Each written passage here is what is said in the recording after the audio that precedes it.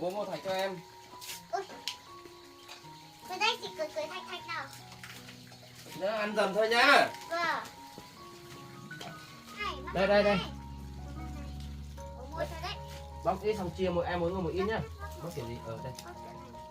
Xong ở nhà nhá, sáng sớm ở nhà với em nhá. Vâng. Ăn trứng rồi con này, ăn trứng xong mất mình là để vệ sinh một tí đã nhá. Nhá, ở nhà nhá. Vâng. Bố đi vải ngô xong cho gà ăn. Nhà ngoan ngoan nhá, em nóng thì cởi áo cho em nhá. Vâng. Đấy, chị lấy thạch cho ăn đi, cái này cho ăn được. Thạch này. Đấy nhá. Em ăn thạch không? Mình ăn các màu, mình ăn 3 màu thôi nhỉ. Còn là ăn thôi. Nhà nhá. Ăn cái gì đấy, cái đấy không ăn được. Đi, chị bóc thạch kìa, Uống nước đi. Nào, bác ai nhá, ở nhà ngoan nhá. Vâng. Lâu để em ra ngoài chơi không em nóng cởi áo cho em nhá. Vâng.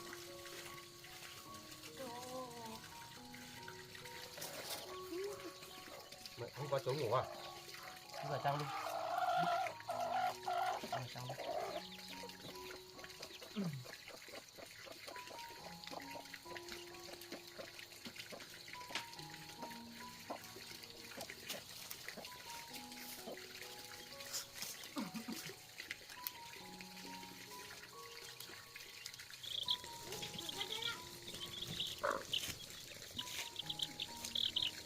Mát này.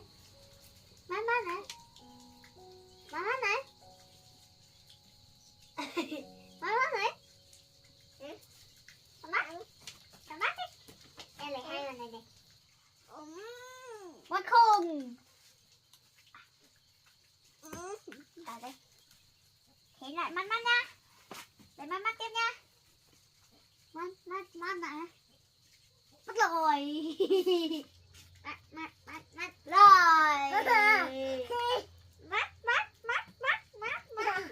Miệng mát rồi. Miệng mát rồi. Mát rồi.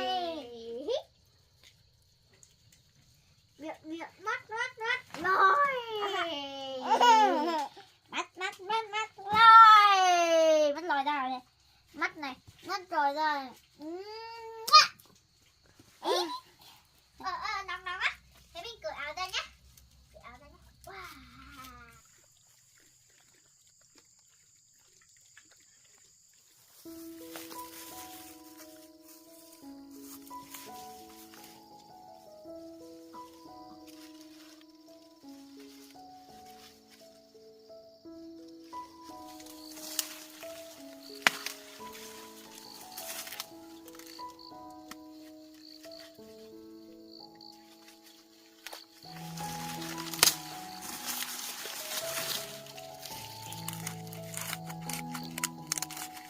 Gà lắm rồi, hai chân gà được rồi đấy.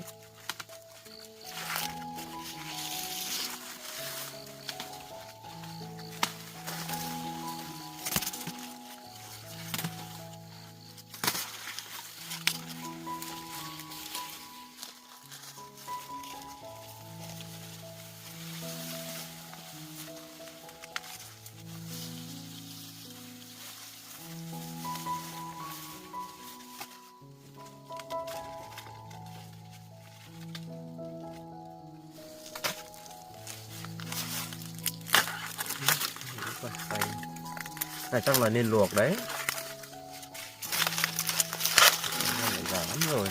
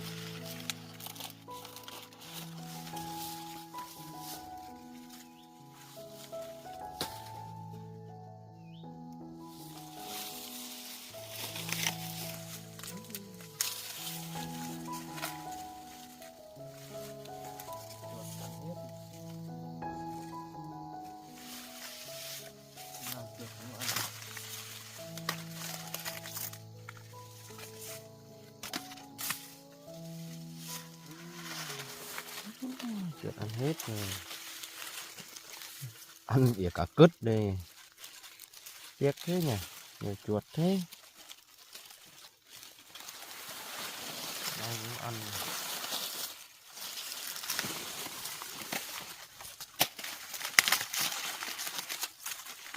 Ăn chuột ăn thôi.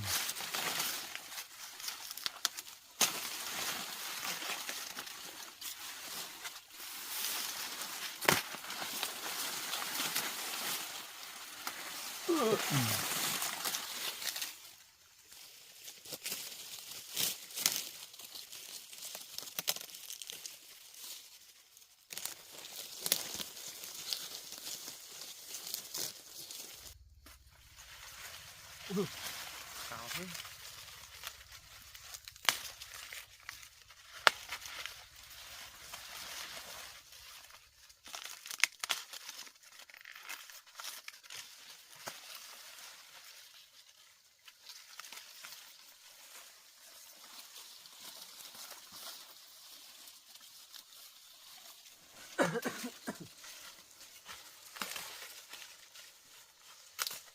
Hết rồi.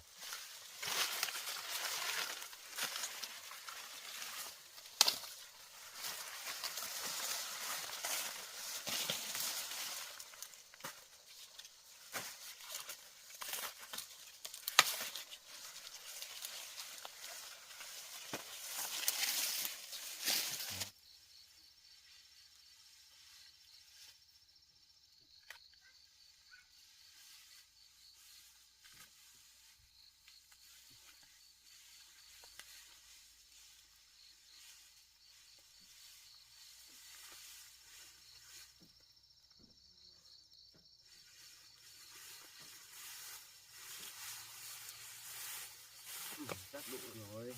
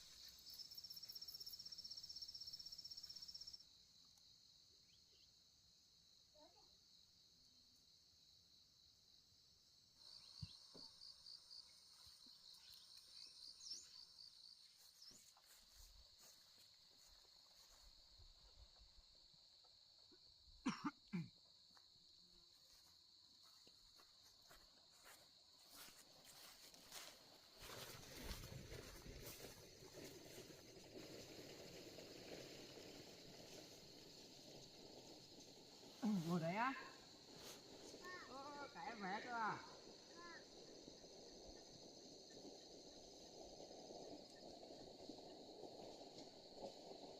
Để mũ vào đi. Ô, lấy hết đồ của bố ra cho chú nghỉ á. Rồi mũ vào. Ê. Đu đi, chèn lên. Vào ra nhà này. Chân chỉ có gì đâu, chân chỉ khỏi mà.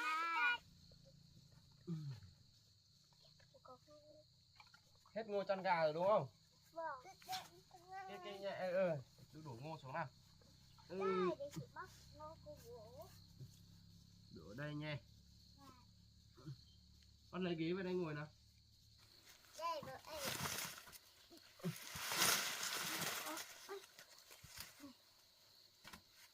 Con bóc về bố. Bóc ấy thôi, cái này mình chưa khô. Lát nữa mình treo ở đây cho nó khô này. Con xem mấy cái củ này này. Đi lấy nồi về đi. Luộc ăn. Nhá. Con đi lấy nồi về đây. Về đây tí bóc. Đây à. Ô, đi hái hoa. Đi hái hoa. Lạnh lạnh á. Áo ấm đâu? Đây này nè. Cái này hôm nọ luộc trứng thì con đi rửa qua xong cho vào nhé. Cẩn thận ướt nhá.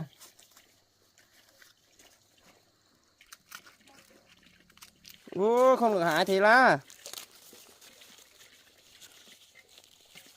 Không được hái thế chứ.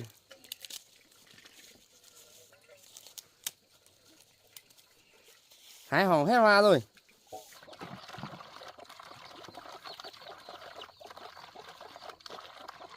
Đi từ hồi nãy nhá.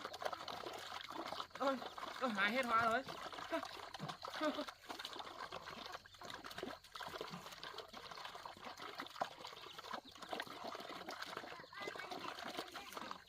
Có lửa không? Có lửa. Có bao nhiêu thế này đừng ấy hết nhá, để đi đốt lửa nhá.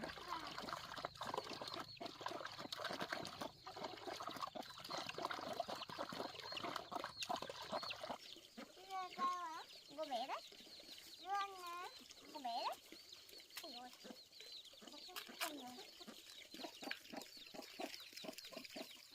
Đấy, không phải hết hoa nhá, của bố đấy. Còn mời bác Thanh. Bố ơi! Ôi! Còn mời bác Thanh về ra để tí nữa luộc ăn hả bố? Để bác xanh đấy đi luộc nhá. Vâng.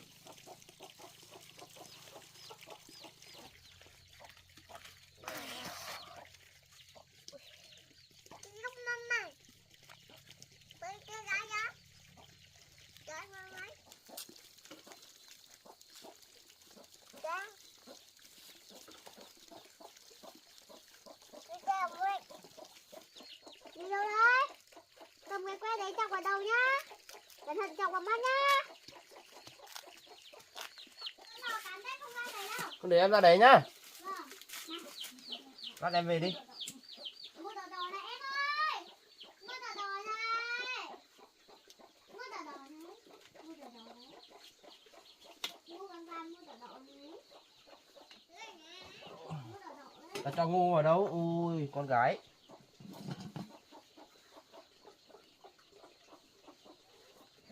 Đây, về này, chị cho một bát ngô này. Đây, không nhìn thấy đâu.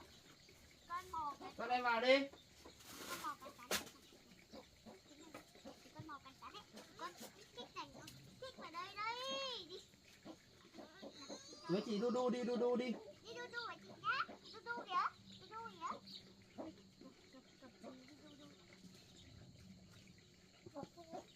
Mình lên xin đu đu nha.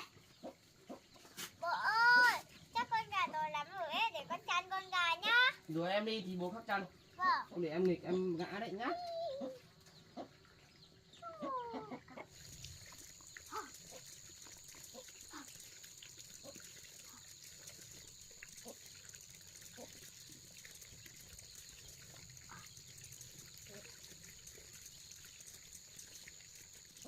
Con lại cho ngô đâu.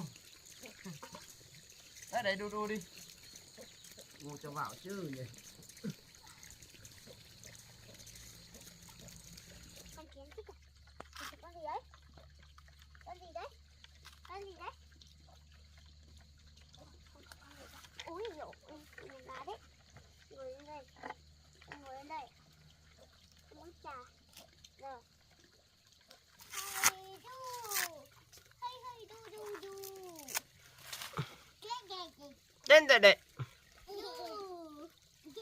Đu. Tiếp tiếp. Vui thế. Vui thế.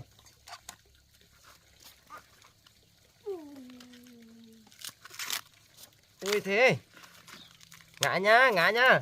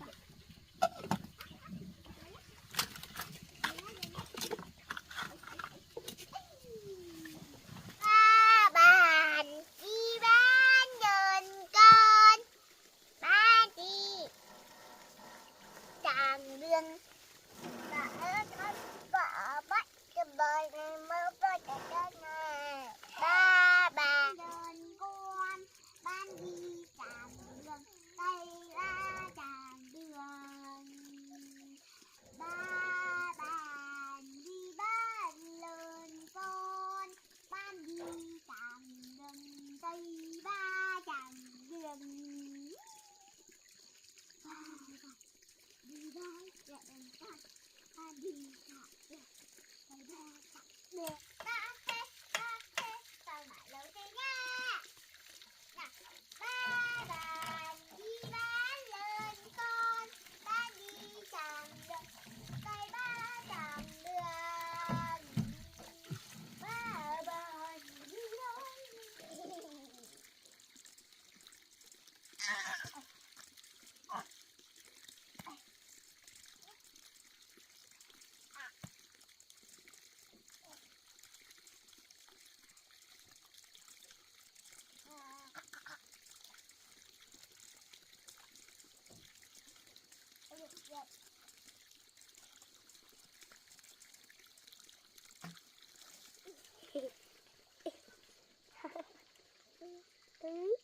Lông đấy. Có lông đấy. Chơi đó. Chơi đó mua á. Tay tay nào. Tay có gì đâu. Ôi em lạnh lắm rồi đấy nhờ. Lấy cái áo mặc vào đi. Vâng. Áo vứt ở đâu ở nhà? Ở đây. Bỏ đây à? Mặc cho em vào đi. Nào nào mặc cái áo vào nào. Lạnh cóng kìa. Tim em moi rồi. Thế rồi mặc áo vào nào. Ui mới tìm hết rồi. Mặc vào xong mà bóp mà chuột kêu nhá. Nào nào. Ai bóp ta mặc chuột kêu. Ui, mặc áo à, xong là bóp nhá. Bóp bạch chuột kia cho chị với chị bóp nhá. Ui, chị giữ im. Chị nhá. Nhá. Chị giá. Ui. Cái áo này.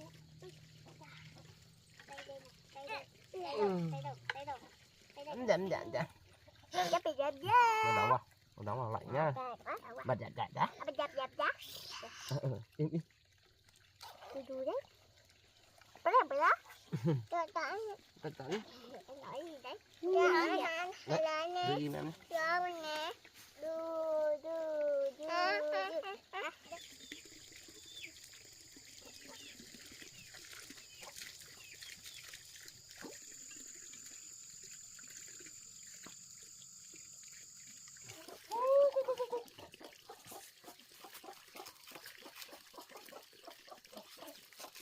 Đâu đấy? Ừ. Đấy ngồi đây. Giỏi thế.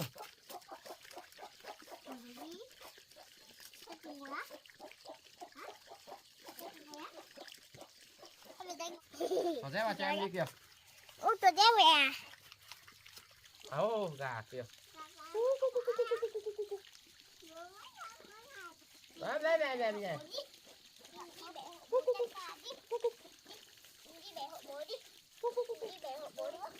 Ừ. Đấy bẹp này. Đây.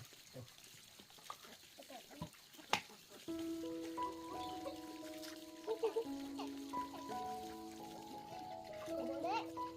Bố bên kia kìa. Bố ơi, cái hoa nhéo rồi này bố. Kệ chắc con gà bới, đừng có gật. Đây, không đấy cái đấy tí mình cho lên trên. Đây.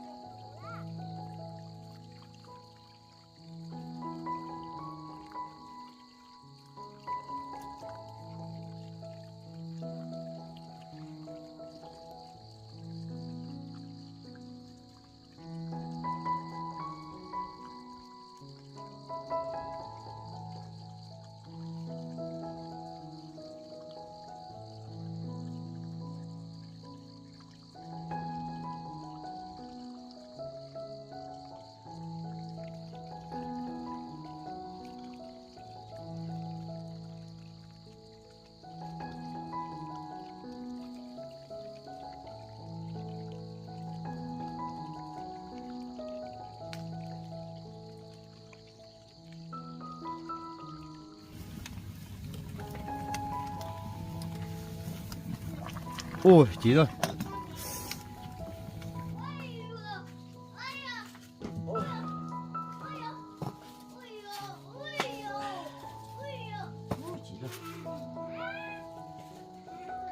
Đưa em vào ăn ngô đi.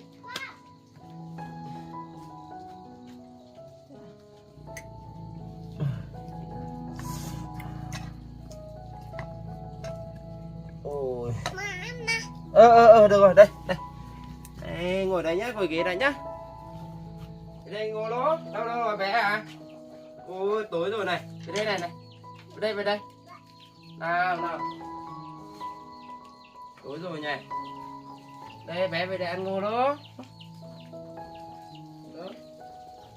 Ô sáng này, với chị ngồi đây. Chị lùi ra một tí, Ui, có rơi hẳn cái ghế ra. Đấy.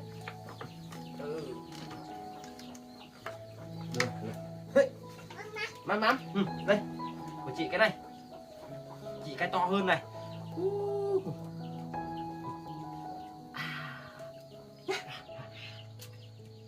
Ngon không? Ngon nha. Ngon nhỉ.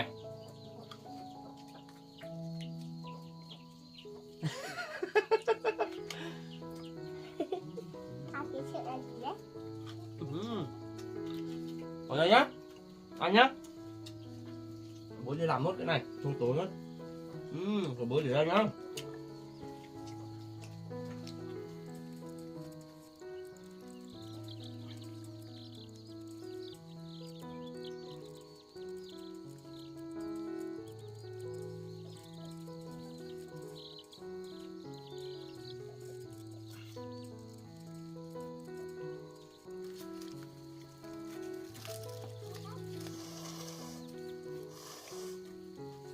Ngon không? Ngon không? Ngon gì?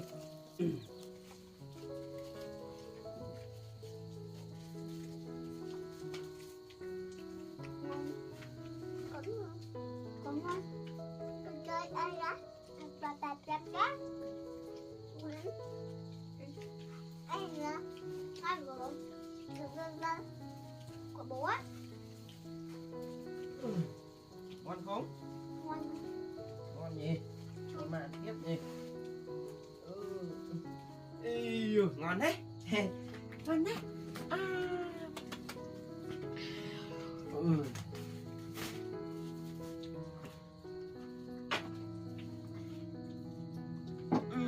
Tối rồi nha.